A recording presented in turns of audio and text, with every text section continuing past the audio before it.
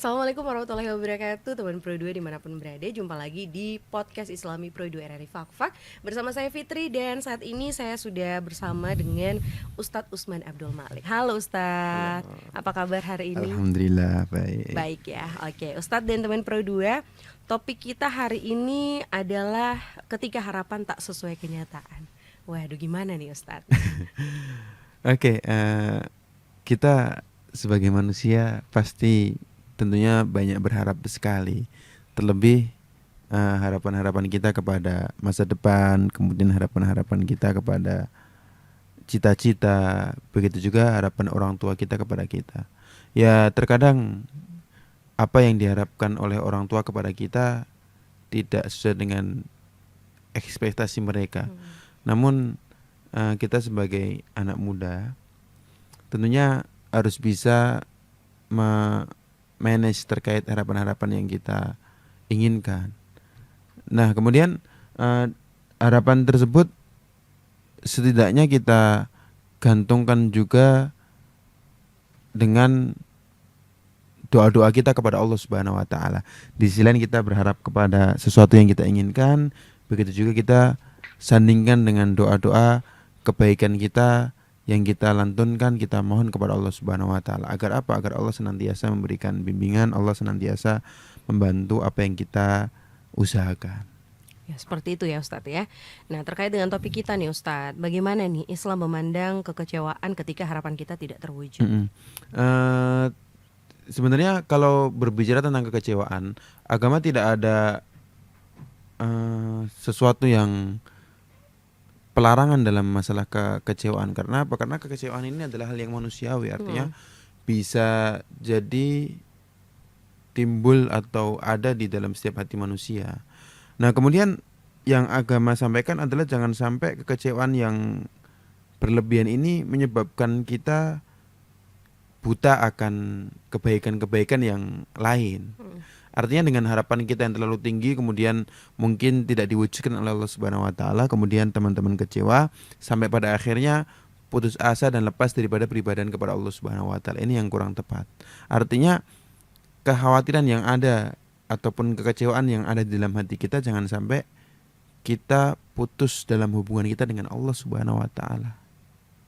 Jadi harus kita balut dengan keimanan, harus kita lapisi dengan doa-doa kita kepada Allah Subhanahu wa taala agar apa? Agar nanti ketika jatuh tidak terlalu sakit. Seperti itu. Oke Ustadz. Nah, kira-kira apa nih yang bisa kita lakukan agar tetap bersyukur meskipun kenyataan hidup jauh dari harapan Ustadz?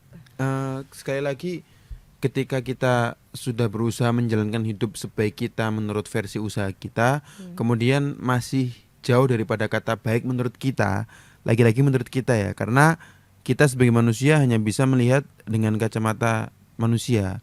Padahal apa yang Allah berikan kepada kita itu yang terbaik menurut Allah Subhanahu wa taala, dan pada akhirnya kita teman-teman sekalian akan menyadari itu ketika kita mendapatkan hikmah dan pelajaran yang Allah kasih. Nah, kemudian salah satu kuncinya agar kita tetap bersyukur, teman-teman tetap bersyukur, kita tanamkan di dalam hati kita apa yang sedang terjadi saat ini itu yang takdir terbaik yang Allah berikan kepada kita. Nah, kemudian ketika Allah memberikan kita sesuatu yang menurut Allah itu baik, dan itu akan kita sadari ketika ternyata sudah selang beberapa waktu baru kita mendapatkan hikmahnya. Ternyata Allah yang berikan kepada kita baik juga. Nah, kembali lagi kepada salah satu firman-Nya Allah Subhanahu wa taala yang Allah sebutkan, asa antakrahu syai'an fa huwa khairul lakum. Bisa jadi apa yang kita kira buruk ternyata baik menurut Allah Subhanahu wa taala. Dan kita bisa sadari sesuatu itu baik ketika kita sudah mendapatkan hikmah. Dan itu bisa jadi jatuh dalam penyesalan juga. Wa asa an tuhibbu syai'an fa huwa syarrul lakum. Dan bisa jadi yang kita anggap baik itu juga buruk menurut Allah Subhanahu wa taala. Karena tidak semuanya hal-hal yang baik yang kita anggap itu baik juga kita dapatkan. Bisa jadi yang menurut kita baik bahkan itu melalaikan diri kita dari ibadah kepada Allah Subhanahu wa taala. Seperti itu. Oke Ustadz, di dalam Al-Quran adakah contoh atau kisah para nabi tentang harapan yang tidak tercapai dan bagaimana nih pada waktu itu Nabi menghadapinya, Ustaz? Terkait pelajaran yang Allah sampaikan di dalam Al-Quran, Allah kisahkan di dalam firman-Nya tentang kisah Nabi Yunus alaihissalam. Ketika Nabi Yunus alaihissalam beliau berdakwah pada satu kaum, harapan yang diharapkan oleh Nabi Yunus ketika dia berdakwah pada satu kaum tersebut, mereka beriman kepada Allah, kemudian beriman kepadanya. Itu harapan terbesar beliau.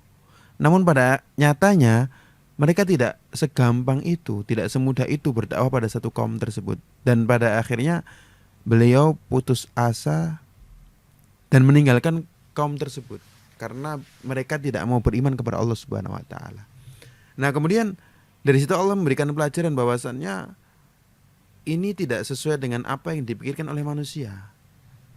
Kalau misalnya kita berbicara tentang harapan Nabi Yunus berharap kaumnya mengimani Allah Subhanahu wa taala.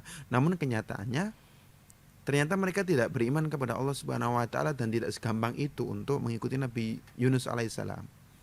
Nah, kemudian ya walaupun pada akhirnya Allah memberikan keimanan di dalam hati mereka, namun Nabi Yunus juga sempat kecewa dan putus asa.